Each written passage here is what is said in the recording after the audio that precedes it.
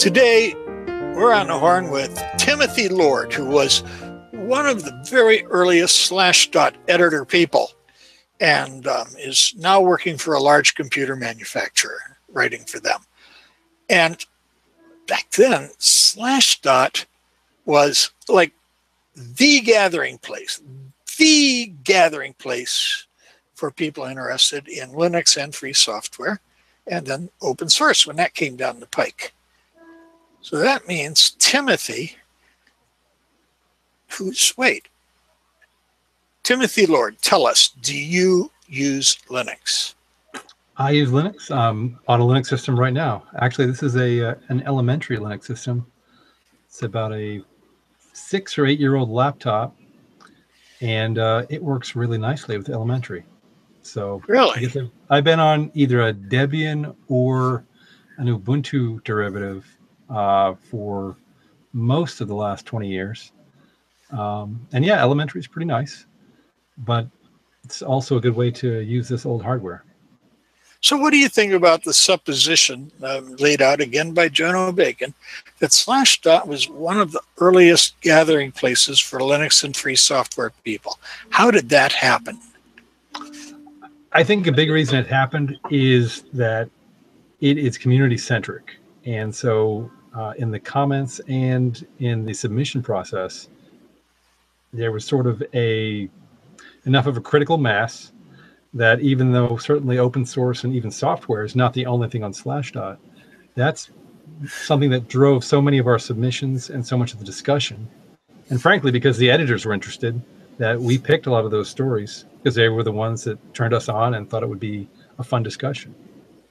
So I think that's kind of how it came to be, is the fact that there was so much, so much community foment and so much talk when something big happened. When the Linux kernel came out with a new version, there were a lot of places you could maybe learn that news, but Slashdot was really good as a place where you could actually discuss it. And people had the threaded comments, the threaded discussions that make Slashdot what it is. Well, another thing too is the power.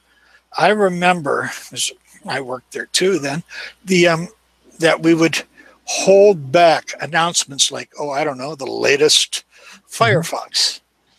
Yeah, we would sometimes have to wait either until there was a cached version or enough servers were seeded, because we would get, I think, I got called by Theo Durat at least once when we jumped the gun on an OpenBSD announcement. That may not have been about server overload, but it was definitely not traffic that he wanted at the time. Yeah, well, that's but I mean, a lot of people.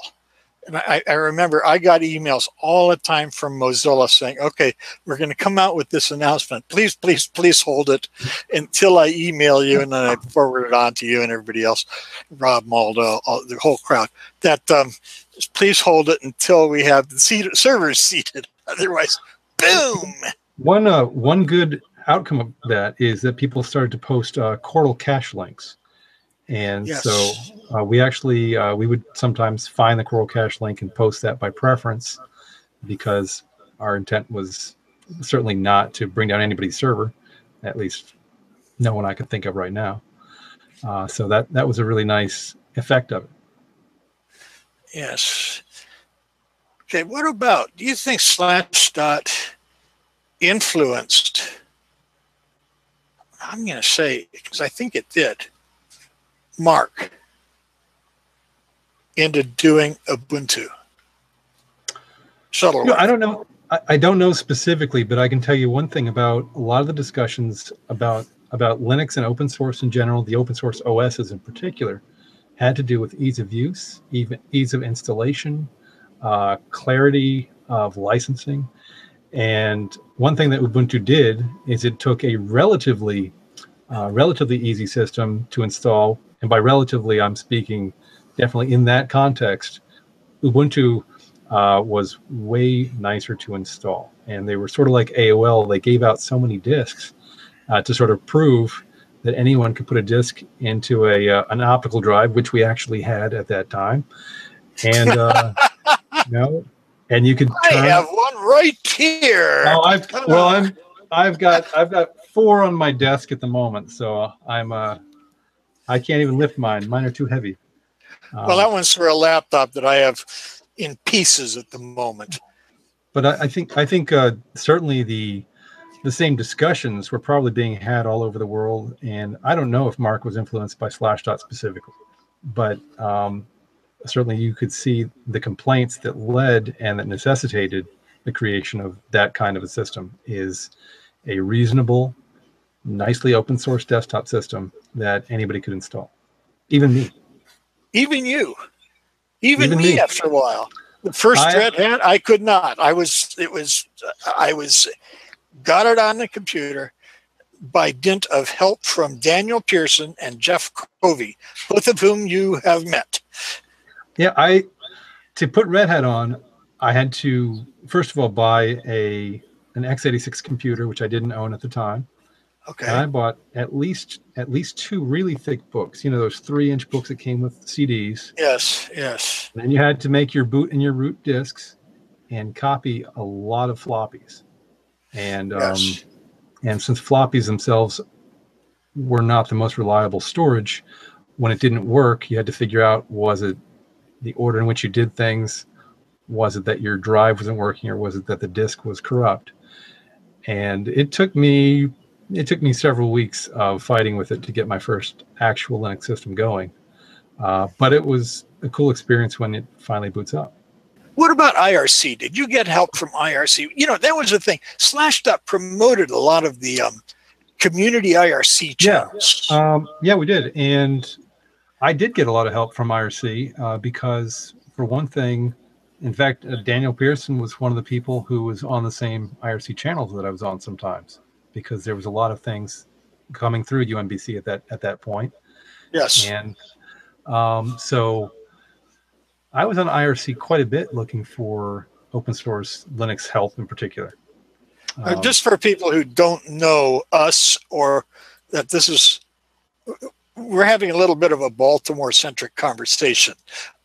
Tim is from there originally, and I lived there at the time. And UMBC is the University of Maryland, Baltimore County, which is not the one in College Park. It does not have a football team, but it does have a robotics team. A robotics team. It has a math team and a world-class chess team that they recruit for all over the world. So as you may guess, it's a kind of university that has a big bunch of Unix and Linux type population, and it also has some scary people who are going there then. I have 2 very good friends who were thrown out because they hacked the school's computers. I think most people who might be watching this probably have a few personal stories like that of their friends who've been kicked out if it wasn't them. But Slashdot, let me ask you a question about other sites. Can you remember, Slashdot was definitely the place to get announced your new Linux site. You know, Linux Questions. I interviewed the guy who started that just a couple of weeks ago. You know, there were a lot of small sites that I always enjoyed linking to. One thing that was quite cool early in open source, you know, recent open source history, is the use of aggregators and the ones that are called planets. You know, there was KDE Yes. Planet, GNOME, Yes. and I thought those were really cool because they let people's very small scale announcements and personal journals and progress reports that might be a little hard to track down by themselves, or it's hard at least to bother with all the ones that were out there. That was a really great thing. I liked linking to those planets quite a bit. There were also a lot of small sites that many of them are still around, but at the time they were certainly novel to us, like Blues News, and Yes. Obviously a lot of the very biggest names now were much smaller then, but they were, you know, maybe feistier. Gizmodo and Engadget. These were places that had great hardware, fun reviews to see some of the new stuff that was out there in the hardware world. Tom's Hardware was run by Tom. Tom's Hardware was run by Tom. I think DistroWatch is long been. It's still there. It's still there, and it's under the same management.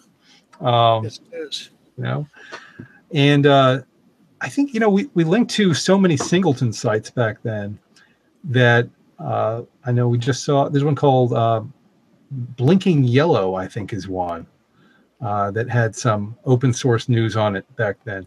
Quite a few small sites that, you know, we may have found somebody's personal site and, you know, made it front page news, which was always kind of the point of a site like Slashdot, was finding something that is underseen, underdiscovered, and getting to amplify it. I don't remember whether it was in Maryland or here in Florida. Some guy I met said, I'd go to the LUG, the Linux Users Group meeting, except I'm so socially inept. And I cracked up and I said, I don't know how anybody can be socially inept for that's kind of a low bar right there. Right. There's no bar. There's no bar. The people here were just like the ones in Maryland. It was a collection of, let's just say it, weirdos.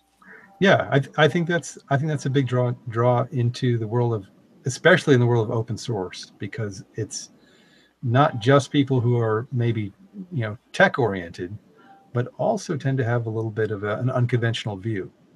What about Slashdot? Was that what made Slashdot?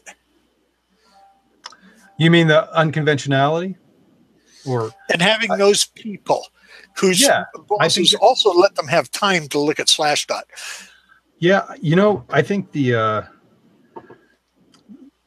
fact that it's such a wide-ranging view, a wide-ranging bunch rather, that are still talking in one forum, that really is what makes a place like Slashdot, and Slashdot itself was that people with very different views and jobs, but all kind of willing to experience each other's proclivities and opinions and yell at them.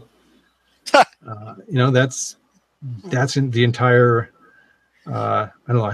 Here's the kind of word that we would love to see excised. That's the value proposition of a place like Slashdot. It is a weird gathering point, and it could have been about a lot of other things, but the fact that it started with this tech focus and other things too. It was anime, and there were a lot of other things that I think, you know, Rob Malda described the omelet of subjects there, of topics. Yes. But I think that, you know, the tech dominated, and so did specifically interest in open source, open hardware, what later came to be called, you know, the maker movement.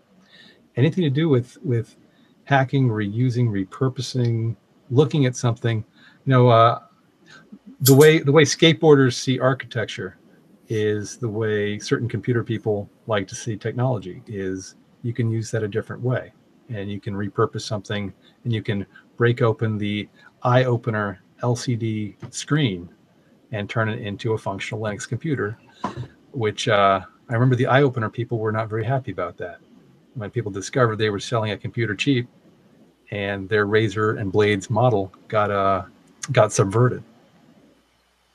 So Slashdot was about subversion, maybe? I think that's part of it. I think there's it was a place where we encouraged anonymity. It's a place where we certainly encouraged a certain kind of controversy. So I think subversion isn't a necessary result of that, but I think it's not unpredictable.